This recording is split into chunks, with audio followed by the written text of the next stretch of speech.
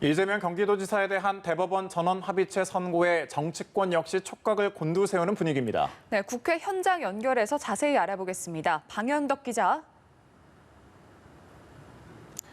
네, 이재명 경기도지사에 대한 대법원 선고가 잠시 후로 다가오면서 여의도에서도 긴장감이 커지고 있는 모습입니다. 이 지사는 현재 1,300만 명에 달하는 경기도민의 민생을 책임지고 있고 또 민주당 내에선 유력 대권 주자이기 때문에 대법원이 어떤 판단을 내리든 정치적 파장은 클 수밖에 없습니다. 만약 당선 무효형이 확정될 경우 이 지사는 지사직에서 내려와야 하고 피선거권도 5년간 박탈됩니다. 개인에게 불명예일 뿐 아니라 2022년 다음 대선에도 나올 수가 없는 겁니다.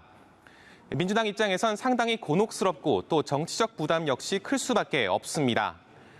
앞서 박원순 시장 사건으로 서울시장이 이미 공석이 된 상태에서 만약 경기도지사까지 공석이 되면 내년 4월 재보궐선거는 서울, 경기, 또 부산까지 전국을 아우르는 정치적 무게나 유권자 규모로 보면 거의 대선에 버금가는 선거가 됩니다. 반면에 대법원이 사건을 파기환송하면 이 지사는 지사직을 유지한 채 2심 재판을 이어가게 됩니다. 특히 무죄 취지로 파기환송될 경우 이 지사의 발목을 붙잡던 장애물이 없어지면서 향후 정치 행보, 특히 대권을 겨냥한 행보가 큰 탄력을 받을 전망입니다. 이 때문에 민주당은 물론 통합당도 오늘 대법원 판단에 촉각을 곤두세우고 있습니다. 네, 오늘은 21대 국회가 개원식을 여는데 여야 대치가 길어지면서 개원식도 상당히 늦게 열리게 됐네요. 네, 그렇습니다. 이재명 지사 선고와 같은 시간이죠. 오후 2시 이곳 국회에서 21대 국회 개원식이 열립니다. 지난 5월 30일 임기를 시작한 이후 48일 만에 열리는 지각 개원식인데 87년 개원을 한 이후 가장 늦었습니다. 개원식은 여야 의원 전원의 선서와 박병석 국회의장의 개원사, 문재인 대통령의 개원 연설 순으로 진행됩니다.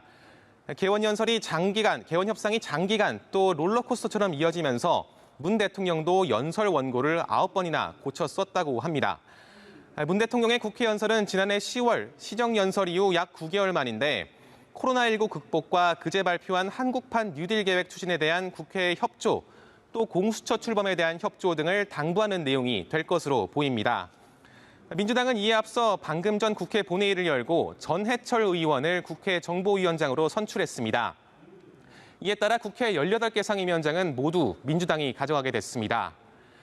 표결에 참여하지 않은 통합당은 항의의 표시로 민주당 규탄 메시지가 담긴 리본을 가슴에 달고 잠시 후 개원식에 참석할 예정입니다.